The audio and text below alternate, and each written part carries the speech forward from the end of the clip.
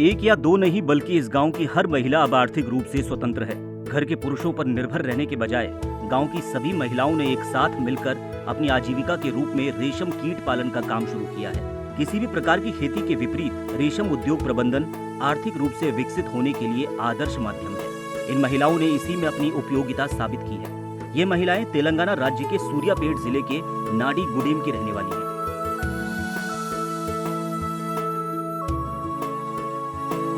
रेशम कीट का प्रजनन बेहद ही नाजुक काम है।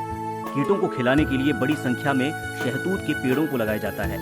इन बागानों को उगाने से लेकर रेशम के कीड़े बनाने व इकाइयों तक भेजने की पूरी प्रक्रिया नाडीगुडेम की महिलाएं खुद ही करती हैं। उनकी विशेषज्ञता को सरकार द्वारा मान्यता दी गई है और प्रोत्साहित भी किया जा रहा है। ICRISAT कंपनी ने उनके लिए वाटर शेड का निर्माण भी किया है।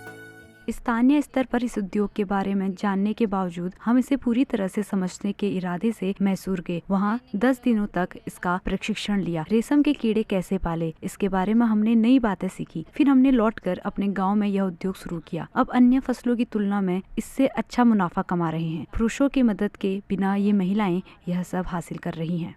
हमने 2010 में यह सोचकर रेशम उद्योग में प्रवेश किया कि यह काम अच्छा होगा। इसकी फसल हर महीने के अंत में काटी जाती है। निराई, कटाई, खाद और कीट प्रजनन जैसी गतिविधियां होती हैं।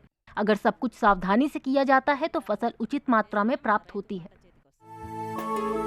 2014 तक यहाँ के किसान केवल धान, कपास, मूंगफली और दाल जैसी खाद्य फसलों की खेती के बारे में ही जानते थे। बाद में उन्होंने एक जागरूकता कार्यक्रम के माध्यम से रेशम उद्योग के बारे में सीखा और रेशम कीट पालन का फैसला किया। समूह ने उन उद्योगों का दौरा किया जो पहले से ही स्थापित थे और सफलतापूर्वक चल रहे थे। फिर सभी ने फसलों के रुझानों की बारीकी से जांच की और वापस घर लौटने पर शहतूत की खेती शुरू की। शुरू में श्रम की कोई कमी नहीं थी, लेकिन अब थोड़ी समस्या हो गई है।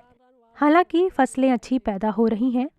अगर हम खेतों को कीटनाशक या कीटभक्षियों और बीमारियों से बचाने में सावधानी बरतें तो पैदावार और बेहतर होगी।